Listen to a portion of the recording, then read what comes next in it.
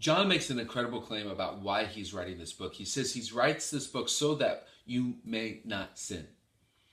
That's a problem, isn't it? Because I don't know about you, but I still sin. Even though I follow Jesus, I still sin. And so now that becomes a problem because now we have this standard of perfection that we cannot live up to. And maybe you even say, this is why I struggle with the church, because there's this perfection that is expected of me that I can't do. John keeps writing. But if anyone does sin, we have an advocate with the Father, Jesus Christ, the righteous one. An advocate is somebody that vouches for another person. Jesus is next to the Father saying, they are with me. I know they've sinned, but they are with me. Isn't that incredible? And then God, the Father, then looks at us through the righteousness of Jesus himself. And so even though we are not righteous, God sees us as righteous because of Jesus.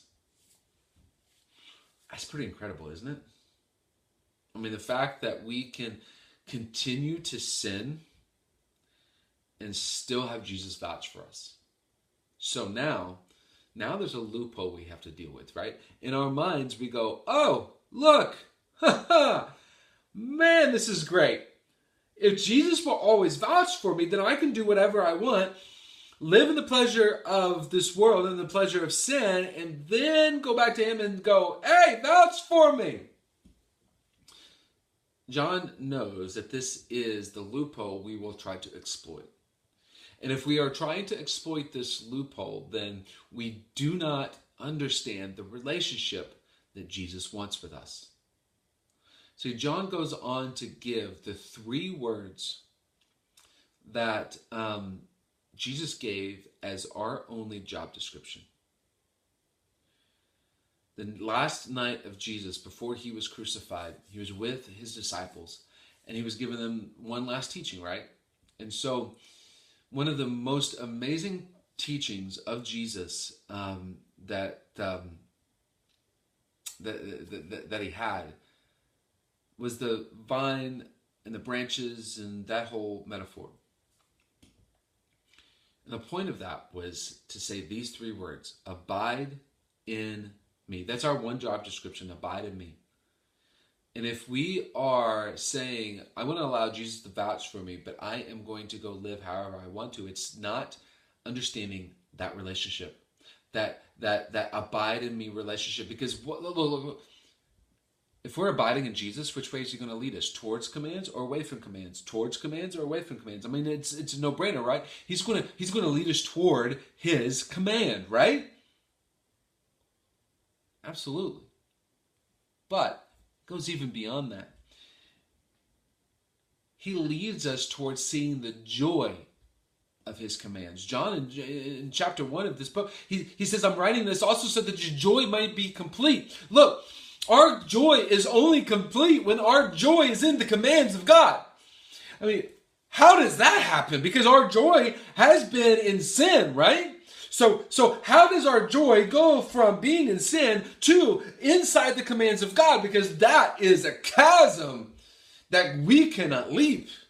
Abide in me, right? Abide in Jesus. That is the only way that our hearts will turn from I get pleasure from sin to I get pleasure from God's commands. And that's where Jesus has taken us. And he's taken it even a step further. His command is simply love how I loved. That we see the joy in loving the same way that Jesus loved them. Boy, is that ever a heart transformation, right? We love the same way Jesus loved us and loved everybody else.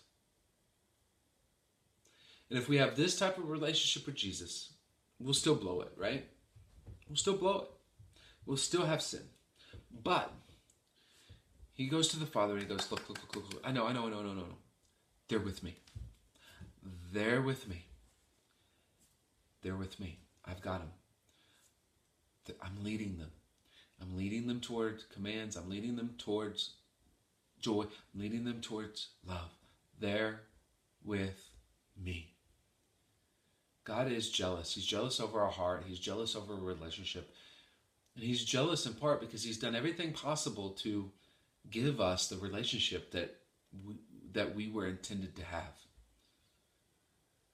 And if we abide in his love, we never have to worry about jealousy. Why? Because he's always there. And we're always coming back. And no matter how much we blow it, we always come back. And Jesus is always vouching for us. And he leads us deeper into his commands, deeper into his joy, and deeper into his love.